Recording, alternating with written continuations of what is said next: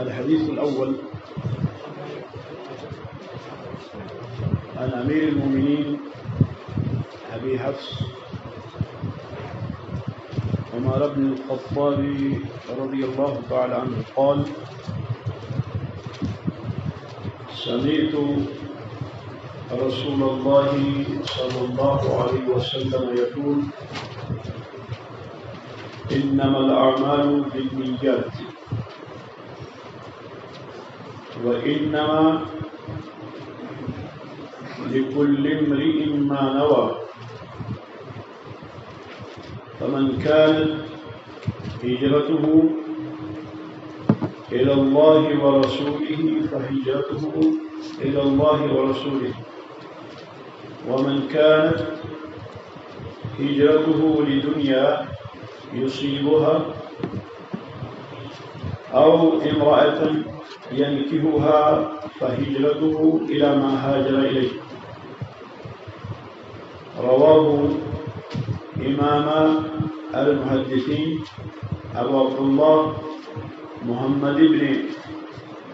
محمد بن إسماعيل ابن إبراهيم ابن المغيرة ابن بلدزبة البخاري وأبو الحسين مسلم بن الحجاج ابن مسلم القشيري النيسابوري في صحيحيهما اللذين هما أصح الكتب المصنفة.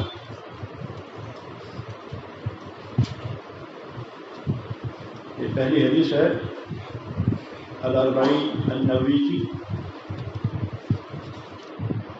اور آج اس حدیث کے کچھ معانی اللہ کی توفیق سے بیان ہوں گے۔ پہلے راوی عمر بن خطاب رضی اللہ تعالیٰ عنہ کے بارے میں، یہ امیر المومنین ابو حفص ہیں۔ ابو حفص کنیت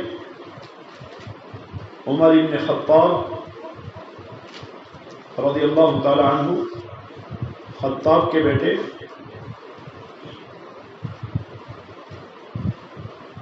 ان کو ابو بکر صدیق رضی اللہ تعالیٰ عنہ کے بعد خلافت ملی، اور خلافت کے لیے ان کو متعین کیا ابو بکر صدیق نے رضی اللہ تعالیٰ عنہ۔ ابو بکر صدیق خلیفہ تھے، اور ان سے کہا گیا کہ آپ اپنے بعد کسی کو نامزد فرمائیں، تو ابو بکر صدیق رضی اللہ تعالی عنہ نے عمر بن خطاب رضی اللہ تعالی عنہ کا نام پیش کیا خلافت کے لیے۔ لوگوں نے شکوہ کیا کہ عمر بن خطاب تھوڑے سخت قسم کے آدمی ہیں،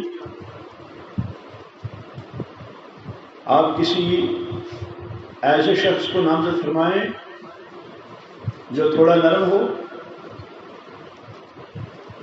تاکہ وہ مشفقانہ سلوک کرے لوگوں کے ساتھ۔ تو ابو بکر صدیق رضی اللہ تعالی عنہ نے فرمایا نہیں، بلکہ عمر بن خطاب ہی میرے بعد خلیفہ ہوں گے۔ حتیٰ کہ آپ سے کہا گیا کہ آپ اللہ کو کیا جواب دیں گے کہ آپ نے اپنے بعد کس کو خلیفہ مقرر کیا تھا؟ ابو بکر صدیق رضی اللہ تعالی عنہ نے فرمایا کہ میں اللہ سے کہوں گا کہ سب سے اچھا میری نظروں میں جو شخص تھا، میں نے اس کو اپنا خلیفہ نامزد کیا۔ تو اس کے بعد پھر جب ابو بکر صدیق رضی اللہ تعالی عنہ کی وفات ہوئی، تو عمر بن خطاب رضی اللہ تعالی عنہ نے اس کے بعد خلافت کو سنبھالا۔ علماء کہتے ہیں کہ ابو بکر صدیق رضی اللہ تعالی عنہ کی نیکیوں میں سے ایک نیکی عمر بن خطاب رضی اللہ تعالی عنہ بھی ہیں کہ انہوں نے ان کو خلیفہ متعین کیا۔ ابو بکر صدیق رضی اللہ عنہ جو متعین ہوئے تھے تو ابو بکر صدیق رضی اللہ تعالی عنہ کی تعیین صحابہ رضوان اللہ علیہم اجمعین کی بیعت کی وجہ سے ہوئی تھی۔ صحابہ نے اجماع کیا آپ پر، اور ابو بکر صدیق رضی اللہ تعالی عنہ کو خلیفہ جو منتخب کیا تو سارے صحابہ نے مل کر، اس میں بھی جب ابو بکر صدیق کو خلیفہ بنایا گیا تو اس وقت بھی عمر بن خطاب رضی اللہ تعالی عنہ نے فرمایا تھا کہ اس کے حقدار آپ ہی ہیں، اور پھر ابو عبیدہ بن جراح اور دیگر صحابہ نے بالترتیب آپ سے بیعت کی تھی اور آپ کو خلیفہ مقرر کیا گیا تھا۔ تو گویا کہ ابو بکر صدیق کی خلافت بھی اور عمر بن خطاب رضی اللہ تعالی عنہ کی خلافت بھی شرعی خلافت تھی، اور یہ دونوں متعین ہوئے کہ ان کو متعین کیا گیا۔ اب عمر فاروق رضی اللہ تعالیٰ عنہ کو اختیار کیا گیا تو یہ ابو بکر صدیق رضی اللہ تعالیٰ عنہ کے حسن اختیار کی دلیل ہے،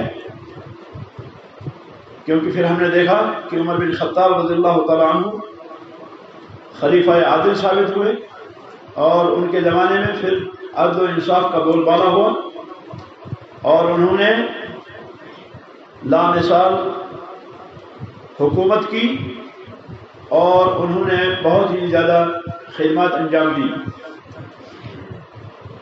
عمر بن خطاب رضی اللہ عنہ، ان کے بارے میں نبی علیہ السلام نے فرمایا عمر فی الجنہ، کہ عمر جنت میں ہیں۔ اس کے علاوہ بھی ان سے فرمایا نبی علیہ السلام نے کہ جب آپ کسی گلی میں چلتے ہو تو شیطان اس گلی سے بھاگتا ہے۔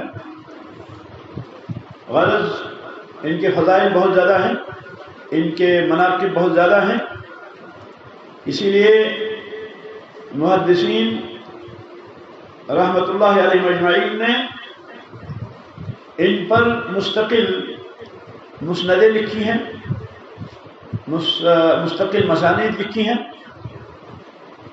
اور ان کے فضائل کو بھی مناقب میں جمع کیا گیا ہے، ذکر کیا گیا ہے۔ مناقب الصحابہ کا یہاں بھی ذکر آتا ہے، وہاں عمر بن خطاب رضی اللہ تعالی عنہ کا بھی ذکر آتا ہے۔ یہ فرماتے ہیں سمعت رسول اللہ صلی اللہ علیہ وسلم، سمعت رسول اللہ صلی اللہ علیہ وسلم، اس میں دلیل ہے اس بات کی کہ یہ حدیث جس کو ہم پڑھنے جا رہے ہیں یہ انہوں نے بلا واسطہ نبی علیہ الصلاۃ والسلام سے سنی ہے۔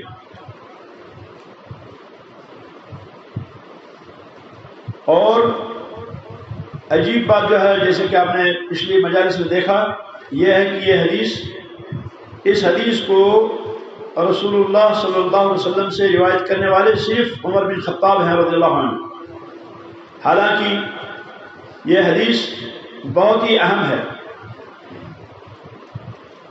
اور اس موضوع پر، جس موضوع پر یہ حدیث ہے، اس موضوع پر بہت سے شواہد ہیں اس حدیث کی، جو اس حدیث کے محتوا کے شواہد ہیں، اور اس حدیث کے اندر جو کچھ ہے اس کی دلیل ہے۔ تو حدیث کے شواہد قرآن و سنت کے اندر موجود ہیں۔ مثلا قرآن کے اندر اللہ تعالیٰ فرماتے ہیں وَمَا تُنْفِقُونَ إِلَّا ابْتِغَاءَ وَجْهِ اللَّهِ، وَمَا تُنْفِقُونَ إِلَّا ابْتِغَاءَ وَجْهِ اللَّهِ، اور تم نہیں خرچ کرتے ہو مگر اللہ کی رضا کے لیے۔ اسی طرح یہاں پر نیت کا ذکر ہے یعنی جو تم خرچ کرتے ہو یہ نیت سے تم کرتے ہو، یعنی اس میں تمہاری نیت اللہ کے لیے۔ اسی طرح سے فرمایا محمد الرسول اللہ والذین معہ اشداء علی الکفار رحماء بینہم تراہم رکعا سجدا یبتغون فضلا من اللہ ورضوانا۔ اور یہاں بھی اس آیت کریمہ کے اندر نیت کا ذکر ہے۔ اللہ فرماتے ہیں کہ محمد صلی اللہ علیہ وسلم اللہ کے رسول ہیں، اور آپ کے ساتھ جو لوگ ہیں وہ کفار پہ سخت ہیں اور آپس میں وہ رحیم ہیں، مہربان ہیں ایک دوسرے پر۔ ان کی کیفیت کیا ہے؟ تراہم رکعا سجدا، آپ ان کو دیکھو گے کہ وہ رکوع کی حالت میں ہیں اور سجدے کی حالت میں ہیں۔ یبتغون فضلا من اللہ، وہ تلاش کرتے ہیں اللہ تعالیٰ کا فضل، ورضوانا، اور اللہ کی رضامندی۔ تو یبتغون فضلا من اللہ ورضوانا یہ نیت ہے۔ اسی طرح سے نبی علیہ السلام نے سعد بن ابی وقاص رضی اللہ تعالی عنہ سے فرمایا انک لن تنفق نفقۃ تبتغی بها وجہ اللہ الا اجرت علیہا۔ انک لن تنفق نفقۃ، کہ تم ہرگز کوئی نفقہ خرچ نہیں کرو گے، کوئی خرچ نہیں کرو گے، اور خرچ کرنے میں تم اللہ کی رضا چاہو گے، مگر تمہیں اس میں اجر ملے گا۔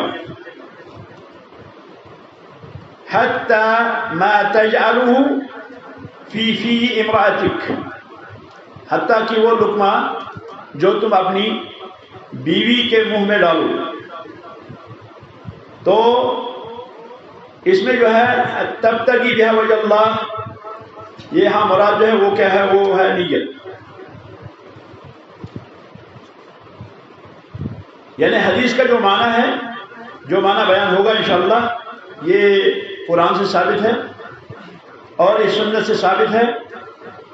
البتہ حدیث کے جو الفاظ ہیں یہ منفرد ہیں، جیسے پچھلی دفعہ بھی آپ نے سنا تھا کہ جہاں تک مطلق نیہ ہے وہ بہت سی احادیث سے ثابت ہے، البتہ انما الاعمال بالنیات کے جو الفاظ ہیں یہ اسی حدیث سے ثابت ہے۔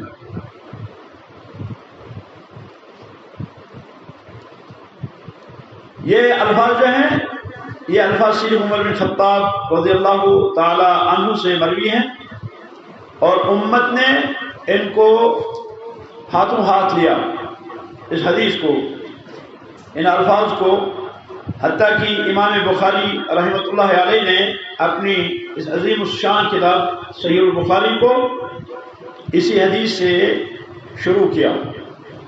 سب سے پہلی حدیث جو امام بخاری نے لائی وہ یہی حدیث لائی۔ اس سے اہمیت اس حدیث کی اجاگر ہوتی ہے۔ تو یہ حدیث کیا ہے؟ حدیث کے الفاظ جو ہیں، فرمایا انما الاعمال بالنیات وانما لكل امرئ ما نوى۔ یہ جو انما الاعمال بالنیات وانما لكل امرئ ما نوى، یہاں تک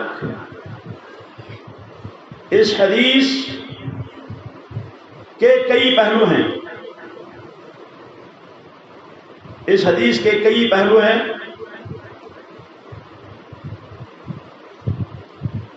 سب سے پہلی چیز ہم دیکھیں گے کہ اس حدیث کے اندر بلاغت ہے، اس جملے کے اندر بلاغت ہے، انما الاعمال بالنیات وانما لكل امرئ ما نوى، اس میں بلاغت ہے۔ انما الاعمال بالنیات میں بلاغت کی انواع میں سے ایک قسم ہے، اس کو کہتے ہیں حصر۔ بلاغت کے اعتبار سے اس میں جو قسم ہے وہ ہے حصر، حصر کس کو کہتے ہیں؟ حصر کہتے ہیں اثبات الحکم فی المذکور ونفیہ عما سوا. اثبات الحکم فی المذکور، جس چیز کو ذکر کیا جائے اس مذکورہ چیز کے حکم کا ثبوت.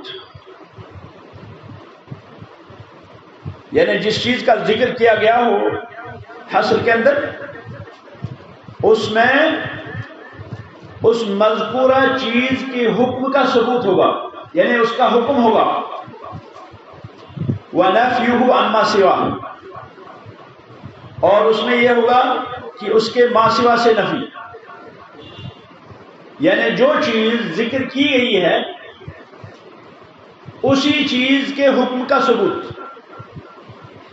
کسی دوسری چیز کا حکم نہیں، کسی دوسری چیز کے حکم کا ثبوت نہیں، بلکہ اسی چیز کا جس کو حصر کے بعد ذکر کیا جائے. وَنَفْيُهُ عَمَّا سِوَاهُ، اور اس کے ما سوا جو دوسری چیزیں ہیں ان سے اس حکم کی نفی. گویا کہ یہ حکم صرف اسی لیے ہے جس کو ذکر کیا جاتا ہے. اثبات الحکم للمذکور ونفیہ عما سوا.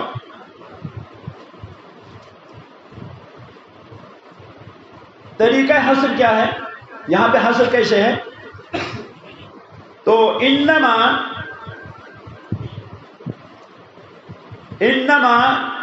حصر کا فائدہ دیتا ہے. انما، اگر آپ کہیں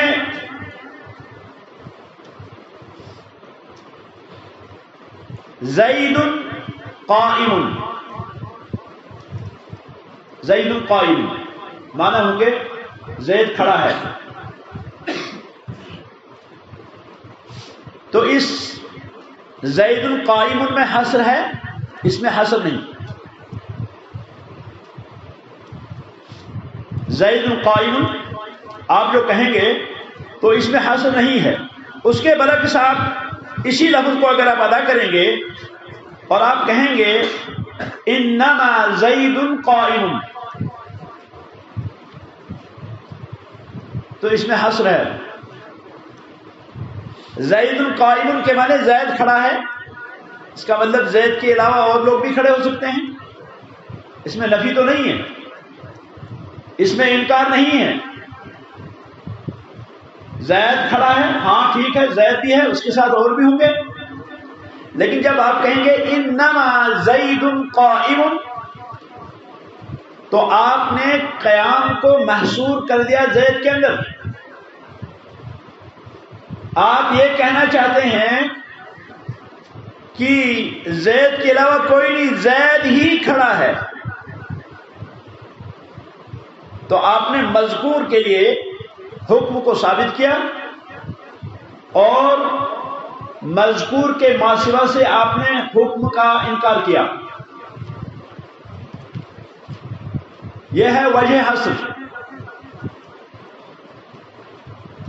اسی طرح سے نبی علیہ السلام کا یہ فرمان ہے وَإِنَّمَا لِكُلِّ امْرِئٍ مَّا نَوَىٰ. دو جملے ہیں نا، ایک ہے انما الاعمال بالنیات، پھر ہے وَإِنَّمَا لِكُلِّ امْرِئٍ مَّا نَوَىٰ. انما الاعمال بالنیات، بے شک اعمال کا دار و مدار نیتوں پر ہے، اور بے شک ہر انسان کے لیے وہی ہے جس کی وہ نیت کرے. تو دونوں جملوں کے اندر حصر ہے. مذکور کے لیے آپ نے حکم کو ثابت کیا اور ما سوا سے آپ نے نفی کی. آپ نے کہا کہ اعمال کی بنیاد جو ہے وہ نیتوں پر ہے، یعنی نیتوں کے علاوہ اعمال کی بنیاد کسی اور چیز پہ نہیں. اور یہ کہ ہر انسان کے لیے وہی ہے جس کی وہ نیت کرے. وہ آپ نے محصور کر دیا، آپ نے حصر کیا، آپ نے دیگر چیزوں سے اس چیز کی نفی کی کہ اعمال کا دار و مدار جو ہے وہ کیا ہے؟ وہ ہے نیتوں پر. یہ جو نبی علیہ السلام نے اس کے بعد فرمایا وَمَنْ كَانَتْ هِجْرَتُهُ لِدُنْيَا يُصِيبُهَا أَوْ إِمْرَأَةً يَنْكِحُهَا فَهِجْرَتُهُ إِلَى مَا هَاجَرَ إِلَيْهِ. یہ دوسرا جملہ ہے. اس دوسرے جملے کے اندر بھی بلاغت ہے. اس میں بلاغت کیا ہے؟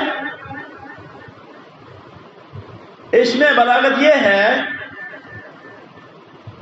کہ اخفاء نیت من ہاجر للدنیا، اخفاء نیت من ہاجر للدنیا. یہاں پر نیت کو مخفی رکھا گیا ہے.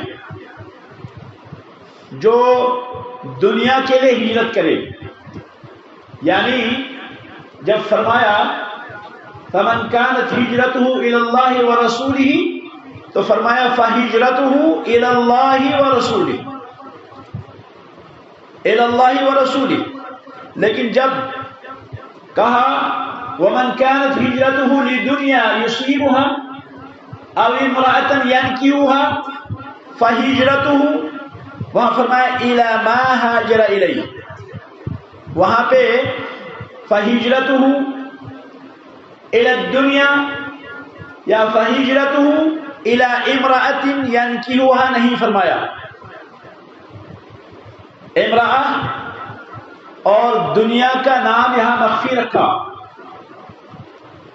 جبکہ اللہ اور اس کے رسول کی طرف ہجرت کرتے وقت کیا فرمایا؟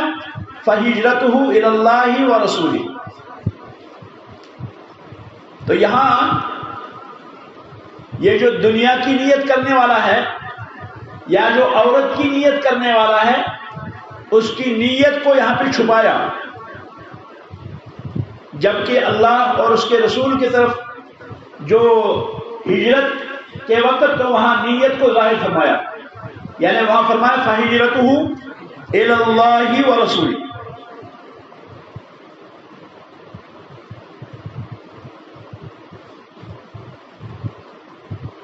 بلاغی کیا فائدہ ہوگا اس میں؟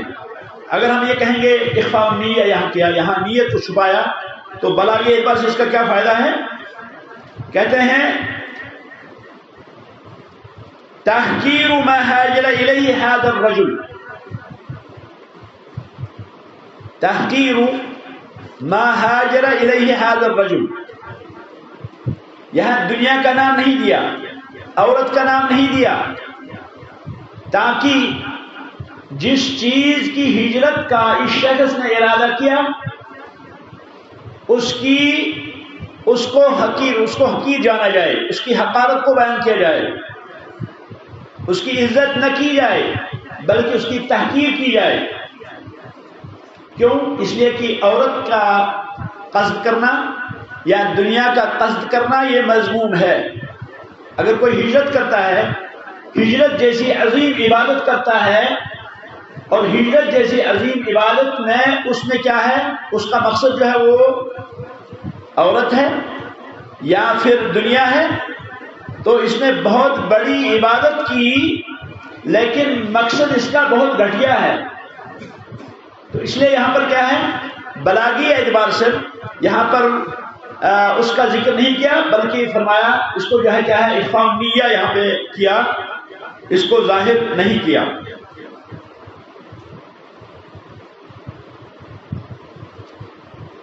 یعنی وہ اس قابل ہے ہی نہیں، جس چیز کی اس کو نیت ہے وہ اس قابل ہے ہی نہیں کہ اس کو ذکر کیا جائے.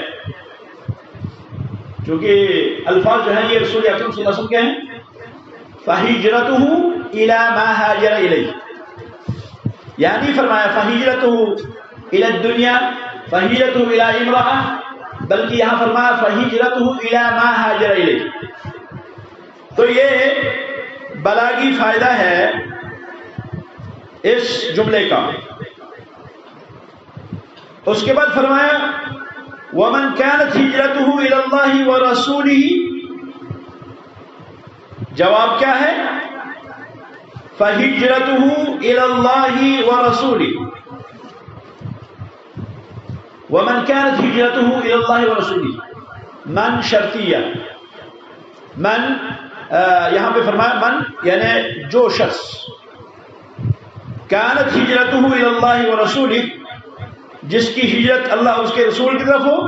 فَهِجْرَتُهُ یہ جواب ہے یہاں پر، فَهِجْرَتُهُ إِلَى اللَّهِ وَرَسُولِهِ، تو اس کی ہجرت جو ہے وہ اللہ اور اس کے رسول کی طرف سے ہے. یہ اس کی فضیلت کو اجاگر کرنے کے لیے یہاں پہ فرمایا، یعنی یہاں پہ فرمایا فَهِجْرَتُهُ إِلَى اللَّهِ وَرَسُولِهِ، اور إِلَى اللَّهِ وَرَسُولِهِ کو ذکر کر کے اس ہجرت کرنے والے کی فضیلت کا ذکر فرمایا، یا اعلان فرمایا یہاں پر کہ یہ جو اللہ اور اس کے رسول کے لیے ہجرت کرتا ہے وہ عظیم شخص ہے، وہ عظیم فضیلت والا ہے، کیونکہ اس نے اللہ کی طرف ہجرت کی، کیونکہ اس نے رسول اللہ صلی اللہ علیہ وسلم کی طرف ہجرت کی. اور یہ جو وَمَنْ كَانَتْ هِجْرَتُهُ لِدُنْيَا يُصِيبُهَا أَوْ امْرَأَةً يَنْكِحُهَا فَهِجْرَتُهُ إِلَى مَا هَاجَرَ إِلَيْهِ، وہاں پہ کیا فرمایا؟ وہاں پہ فرمایا، وہاں نہیں فرمایا إِلَى دُنْيَا يُصِيبُهَا أَوْ امْرَأَةً يَنْكِحُهَا، کیونکہ اس میں اس کے حقارت کا ذکر ہے، حقارت شان کا ذکر ہے کہ ایسا کرنے والا حقیر آدمی ہے. اتنی بڑی عظیم عبادت کو اس نے اس معمولی چیز کے جو ہے انجام دیا. یہ بلاغی اعتبار سے انما الاعمال بالنیات وانما لكل امرئ ما نوى فمن كانت هجرته الى الله ورسوله فهجرته الى الله ورسوله ومن كانت هجرته الى دنيا يصيبها او امرأة ينكحها فهجرته الى ما هاجر الیہ میں تھا، یعنی بلاغی اعتبار سے. اس کے بعد ایک اور نقطہ ہے اعراب کے اعتبار سے. اس کا اعراب کیا ہے؟ انما الاعمال بالنیات، یہ مبتدا یا خبر ہے. الاعمال بالنیات مبتدا یا خبر ہے. اعمال مبتدا اور نیات اس کی خبر. انما لكل امرئ ما نوى، یہ بھی مبتدا اور خبر ہے، لیکن یہاں پر خبر کو مقدم کیا گیا. لكل امرئ ما نوى، اس کو مقدم کیا گیا کیونکہ مبتدا جو ہے یہ کہاں ہے؟ یہ ہے وَإِنَّمَا لِكُلِّ امْرِئٍ مَا نَوَى میں، تو یہ جو ہے ما نوى مؤخر ہے، مبتدا مؤخر. فَمَنْ كَانَتْ هِجْرَتُهُ إِلَى اللَّهِ وَرَسُولِهِ فَهِجْرَتُهُ إِلَى اللَّهِ وَرَسُولِهِ، یہ جملہ شرطیہ ہے. فَمَنْ كَانَتْ هِجْرَتُهُ إِلَى اللَّهِ وَرَسُولِهِ فَهِجْرَتُهُ، فا جواب شرط، جملہ شرطیہ. ادات شرط اس میں من ہے اور فعل شرط کانت، تو فَهِجْرَتُهُ إِلَى اللَّهِ وَرَسُولِهِ یہ جو ہے یہ جواب شرط. یہی ہم کہیں گے وَمَنْ كَانَتْ هِجْرَتُهُ لِدُنْيَا يُصِيبُهَا، اس میں بھی ہم یہی کہیں گے کہ یہ بھی مبتدا اور خبر ہے. تیسرا نقطہ لغوی اعتبار سے، لغوی اعتبار سے اس جملے کا معنی کیا ہے؟ تو اعمال عمل کی جمع، انما الاعمال بالنیات، اعمال عمل کی جمع. اور یہ سارے اعمال کو شامل ہے، چاہے دل کے اعمال ہوں، چاہے زبان کے اعمال ہوں، چاہے اعضاء اور جوارح کے اعمال ہوں، سارے اعمال کو شامل ہیں، دل کے بھی اور زبان کے بھی اور جوارح اور اعضاء کے بھی۔ گویا کہ یہ جو جملہ ہے انما الاعمال، یہ سارے کے سارے اعمال کو شامل ہے، کوئی بھی عمل اس سے باہر نہیں ہے، سارے اعمال اس میں ہیں۔ جو بھی اعمال انجام دیتا ہے انسان، چاہے دل سے، چاہے زبان سے، چاہے اعضاء اور جوارح سے، کیونکہ اعمال کی انجام دہی انہی تین چیزوں سے ہوتی ہے، یا دل سے، یا زبان سے، اور پھر یا اعضاء اور جوارح سے۔ گویا کہ اس میں سارے کے سارے اعمال داخل ہو گئے جو انسان انجام دیتا ہے، سارے کے سارے اعمال، انما الاعمال۔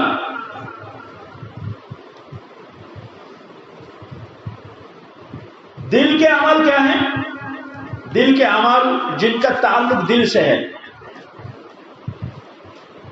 مثلا توکل علی اللہ، آدمی اللہ پر بھروسہ کرتا ہے، اور بھروسہ کس سے کرتا ہے؟ دل سے کرتا ہے۔ اعتماد کرتا ہے اللہ پر اپنے تمام مسائل میں، کلی اعتماد،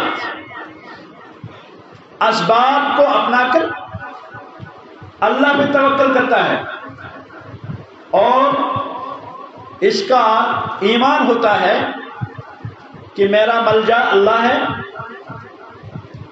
میرا ماوا اللہ ہے، میری بگڑی بنانے والا اللہ ہے، مجھ کو فائدہ دینے والا اللہ ہے، فی جلب المصالح و دفع المضار۔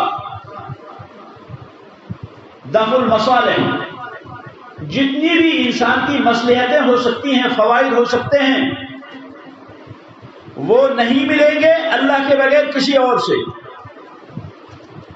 جتنے بھی نقصانات ہیں وہ ہٹ نہیں سکتے، دور نہیں ہو سکتے، مگر وہ دور ہوں گے صرف جب اللہ چاہے۔ اللہ چاہے تو فائدہ پہنچائے، اللہ چاہے تو نقصان پہنچائے۔ گویا کہ جلب المصالح اور دفع المضار میں شخص اعتماد کرتا ہے صرف اللہ پر، صغیرہ ہو یا کبیرہ ہو، چھوٹی چیز ہو یا بڑی چیز ہو، یہ اللہ کے بغیر آدمی انجام نہیں دے سکتا۔ تب انجام دے گا جب اللہ چاہے گا، چھوٹے کام ہو یا بڑے ہوں۔ کوئی بھی کام کائنات کے اندر واقع نہیں ہوتا مگر اللہ کی اذن سے ہوتا ہے، اللہ کی مشیت سے ہوتا ہے، اللہ کے ارادے سے ہوتا ہے۔ اب شخص توکل کرنے والا کیا کرتا ہے؟ توکل کرنے والا شخص وہ اپنے دل سے کلی اعتماد اور بھروسہ کرتا ہے اللہ پر کہ میرے جتنے بھی فوائد ہیں وہ میرا اللہ دے گا مجھے، میرے جتنے بھی نقصانات ہیں اس سے مجھے اللہ ہی بچا سکتا ہے۔ تو گویا کہ وہ توکل کرتا ہے اپنے دل سے، وَأُفَوِّضُ أَمْرِي إِلَى اللَّهِ، میں اپنا سارا اللہ کے حوالے کرتا ہوں۔ بَلَا مَنْ أَسْلَمَ وَجْهَهُ لِلَّهِ وَهُوَ مُحْسِنٌ فَلَهُ أَجْرُهُ عِنْدَ رَبِّهِ وَلَا خَوْفٌ عَلَيْهِمْ وَلَا هُمْ يَحْزَنُونَ۔ من اسلم وجهه للہ، جس نے اپنا آپ اللہ کے حوالے کر دیا، اللہ کے حوالے کر دیا، اور پھر وہو محسن، اس حال میں کہ وہ احسان کرنے والا بھی ہو، یعنی وہ احسان بھی کرتا ہو، اچھے کام بھی کرتا ہو، اس کے لیے فرما اللہ نے فَلَهُمْ أَجْرُهُمْ عِنْدَ رَبِّهِمْ، ایسے لوگوں کے لیے اجر ہے ان کے رب کے پاس، وَلَا خَوْفٌ عَلَيْهِمْ وَلَا هُمْ يَحْزَنُونَ، ان پر کوئی خوف نہیں اور نہ غمگین ہوں گے۔ تو گو کہ یہ توکل جو ہے یہ اعمال قلبی ہے، اس کا تعلق دل سے ہے۔ خوف الہی، اللہ سے ڈرنا، یہ بھی دل سے تعلق رکھتا ہے، اعمال قلبیہ میں سے ہے۔ اللہ سے ڈرنا، آدمی برائیوں سے رک جائے، آدمی منہیہ سے رک جائے، نہ کوئی اس کو کہے رکو، نہ کوئی اس پہ داروغہ ہے، بس یہ خود ہی برے کاموں کے قریب نہیں جاتا۔ کیا ہوا بھائی؟ کہتا ہے میرا رب مجھے دیکھ رہا ہے، میرا اللہ مجھے دیکھ رہا ہے، اللہ میرے اعمال ظاہریہ کو بھی دیکھتا ہے، ظاہرہ کو بھی اور اعمال باطنہ کو بھی، اللہ کو مجھ پہ نظر ہے۔ لا تخفى علیہ خافیۃ فی الارض ولا فی السماء، آسمان اور زمین کے اندر کوئی بھی مخفی چیز نہیں جو اللہ رب العالمین پہ مخفی ہو۔ یعلم السر واخفى، سر بھی جانتا ہے اور اس سے بھی خفی جو ہو اس کو بھی اللہ جانتا ہے۔ یہ شخص برائیوں کے قریب نہیں جاتا، یہ شخص محرمات کا ارتکاب نہیں کرتا، یہ شخص غلط کاموں سے بچتا ہے، اپنی آنکھوں کو بچاتا ہے، اپنے منہ کو بچاتا ہے، اپنے کانوں کو بچاتا ہے، ہاتھوں کو بچاتا ہے، اپنے پاؤں کو بچاتا ہے، اپنے سارے بدن کو بچاتا ہے۔ داعیہ کیا ہے بھائی؟ داعیہ انی اخاف اللہ، اللہ سے میں ڈرتا ہوں۔ تو یہ کیا ہے؟ یہ دل کا عمل ہے، دل کا عمل ہے۔ خوف الہی، اللہ سے ڈرنا، یہ دل کے اعمال سے تعلق رکھتا ہے۔ اسی طرح جیسے کوئی شخص کہے کہ یہ میرا ساتھی جو ہے، اس میرے ساتھی کو مجھ سے زیادہ پیسہ بھی ہے، روپیہ بھی ہے، صحت بھی ہے، مال بھی ہے، سب کچھ مجھ سے زیادہ ہے، اس کو نہیں ہونا چاہیے۔ عمل ہے دل کا، دل سے سوچتا ہے نہیں، اس سے چھن جانا چاہیے، اس کو نہیں ہونا چاہیے۔ یہ دل کا عمل ہے اور اسی کا نام حسد ہے۔ یہ منفی پہلو ہے، وہ ہے کہ دل کے اعمال بہت سارے ہیں، اس میں مثبت بھی ہیں، اس میں منفی بھی ہیں۔ بغض رکھنا کسی سے علم کی وجہ سے، عزت کی وجہ سے، مال کی وجہ سے، عہدے کی وجہ سے، مرتبے کے اعتبار سے، کسی اور وجہ سے کسی سے بغض کرنا کیا معنی رکھتا ہے؟ اس کے علاوہ کوئی اور معنی اس کا نہیں کہ یہ کیا ہے، یہ اللہ رب العالمین کی اس تقسیم پہ راضی نہیں ہے۔ بھائی کسی نے، کوئی اگر مالدار ہے، کوئی اگر صاحب علم ہے، کوئی اگر صاحب صحت ہے، عافیت ہے، اس کو کس نے دیا؟ یہ میرا حصے کا تو نہیں ہے، یہ تقسیم کرنے والی ذات اللہ کی ہے۔ اللہ نے فرمایا نحن قسمنا بینہم معیشتہم، ارے لوگوں کا بود و باش جو ہے اس کو ہم نے تقسیم کیا ہے، یہ ہماری تقسیم ہے، آپ کیوں اس سے بغض رکھتے ہیں؟ آپ کو بغض کیوں ہے؟ حسد کیوں ہے؟ تو گویا کہ حسد بھی اعمال قلوب میں سے ہے لیکن منفی پہلو پر، اور اعمال قلبیہ میں سے تقویٰ بھی ہے، خوف الہی بھی ہے، توکل اللہ بھی ہے، اور یہ کیا ہے؟ مثبت پہلو ہے۔ اچھی سوچ، اللہ کے ساتھ محبت رکھنا، اللہ کے نبی کے ساتھ محبت رکھنا، کیا داعیہ ہے، کیا سبب ہے؟ میں اللہ سے محبت کرتا ہوں، میں رسول اللہ صلی اللہ علیہ وسلم سے محبت کرتا ہوں، یہ میرے اعمال قلبیہ ہیں۔ اللہ سے محبت کرتا ہوں کیونکہ اللہ نے اتنا دیا اتنا دیا اتنا دیا کہ اسبغ علیکم نعمہ ظاہرۃ و باطنہ، ڈھانک دیا ہے اللہ نے اپنی نعمتوں سے۔ کس کس نعمت کو گنے؟ کون کون سی نعمت کو گنے؟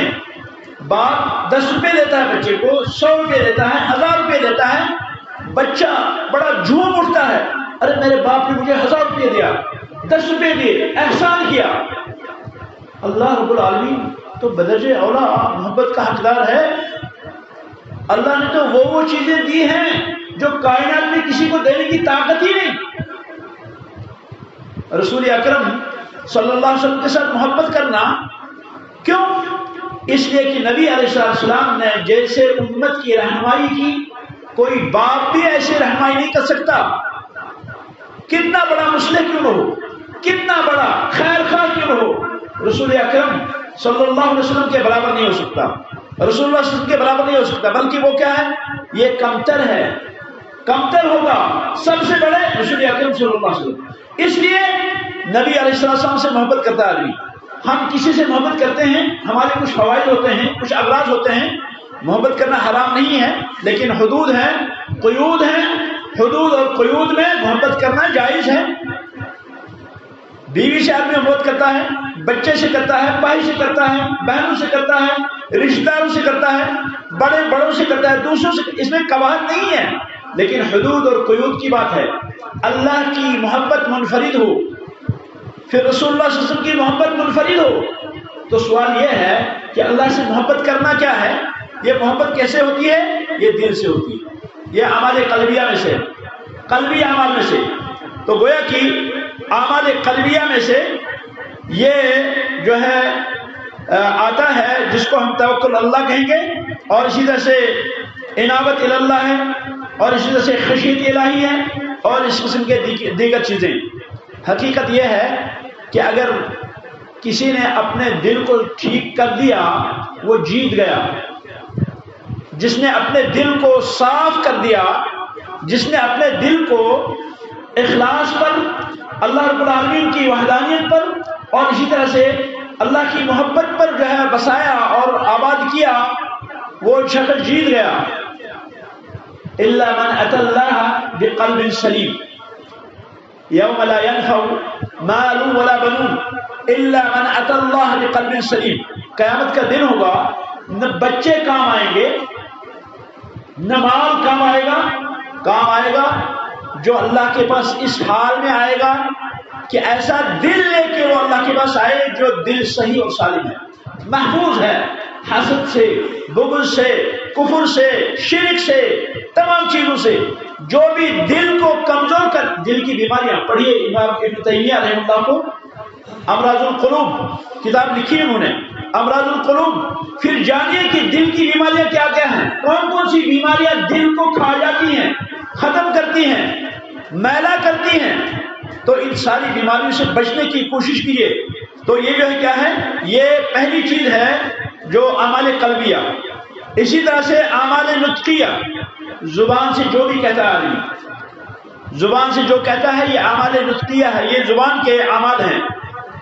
زبان سے کیا کہتا ہے آدمی؟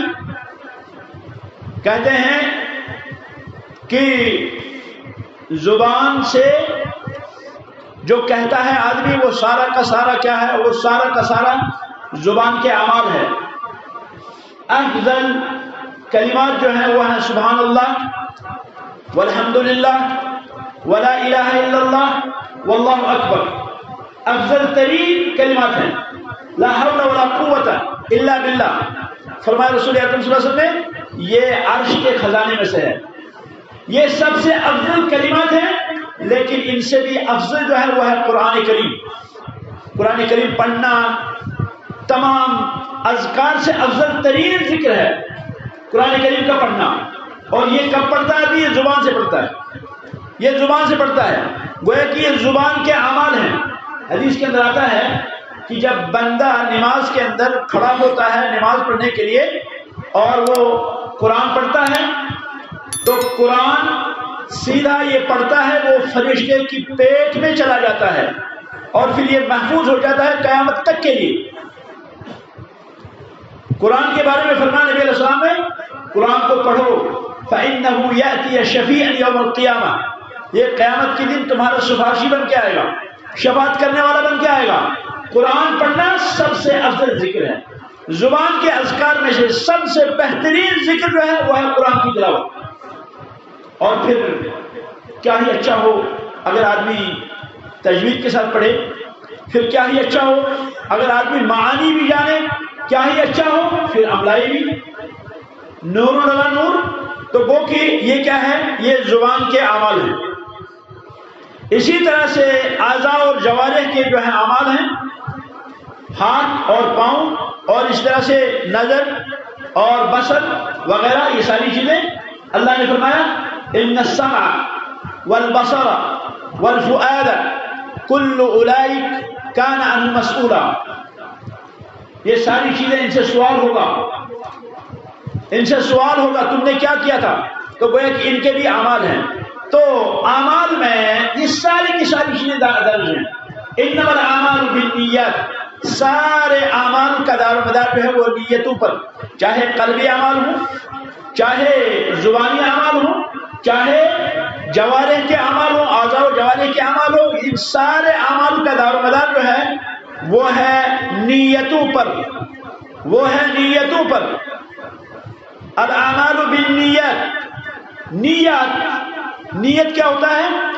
نیت کے لفظی معنی ہیں القصد، نیت کے لفظی معنی قصد کرنا، ارادہ کرنا، اور شرعی معنی ہے العزم على فعل العبادہ، العزم على فعل العبادة، العزم پختہ ارادہ کرنا، على فعل العبادة عبادت کے کرنے پر، پختہ ارادہ کرنا عبادت کے کرنے کے لیے، عبادت کو انجام دینے کے لیے عزم مصمم کرنا، پکا ارادہ کرنا۔ کس لیے؟ تقربا الی اللہ تعالی، اللہ رب العالمین کی قربت حاصل کرنے کے لیے۔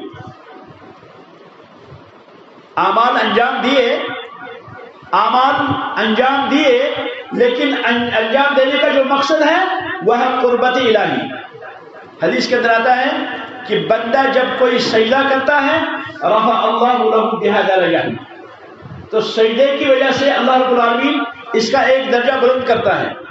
جتنے زیادہ سجدے کرے گا اتنا زیادہ یہ اللہ کے قریب ہوگا۔ گویا کہ یہ عبادت کرتا ہے لیکن مقصد کیا ہے؟ مقصد ہے قربت الہی، مقصد ہے تقرب الی اللہ۔ اور ایک اور چیز کہ نیت کی جگہ جو ہے وہ ہے دل، نیت کی جگہ وہ دل ہے، نیت دل سے ہوتی ہے، اس دل سے جس دل کو صرف میں جانتا ہوں، کوئی اور نہیں، کوئی نہیں بتا سکتا کس کے دل میں کیا ہے۔ دار و مدار آپ پر ہے، آپ نیت کیا کرتے ہیں، دار و مدار آپ پر ہے، آپ اچھی نیت کرتے ہیں یا بری نیت کرتے ہیں، دار و مدار آپ پر ہے، کسی اور پر نہیں۔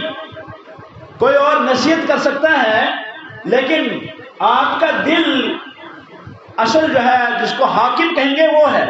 آپ دل سے کیا چاہتے ہیں، کیا مقصد ہے آپ کا، کیوں کریں گے آپ، یہ آپ جانیں۔ تو اگر قربت الہی مقصد ہے اعمال کے انجام دینے کا، فیا حبذا، بہت ہی خوب ہے، بہت ہی اچھا ہے۔ اور اگر دیگر جو چیزیں ہوئی تو پھر افسوس، اور بہت ہی افسوس اس بات پر ہے۔ تو گویا کہ یہ محل جو ہے نیت کا وہ دل ہے، اور یہ عملی، یہ قلبی عمل ہے، جوارح سے اس کا کوئی بھی تعلق نہیں، جوارح سے اس کا کوئی بھی تعلق نہیں ہے۔ یہ الگ چیز ہے کہ دل بادشاہ ہے اور اعضاء و جوارح اس کے وزراء ہیں، یہ الگ چیز ہے۔ لیکن اعضاء و جوارح تب کرتے ہیں جب دل چاہتا ہے، اور اگر دل نہ چاہے تو یہ اس کے اعلیٰ حرکت نہ کریں۔ تو گویا کہ الاعمال بالنیات کا معنی یہ ہوا کہ سارے کے سارے اعمال کا دار و مدار نیتوں پر ہے، ان نیتوں پر ہے جن کا تعلق دل سے ہے. تو گویا کہ حدیث کا یہ ٹکڑا ہے، اور پھر اگلے جو نقاط ہیں انشاءاللہ ان کا ذکر اگلی دفعہ ہوگا اگر اللہ نے توفیق دی. آج اسی پہ اکتفا کرتے ہیں. ھذا وصلی اللہ وسلم علی نبینا محمد وعلی آلہ واصحابہ اجمعین. سبحانک اللہم وبحمدک اشہد ان لا الہ الا انت استغفرک واتوب الیک. السلام علیکم ورحمۃ اللہ وبرکاتہ.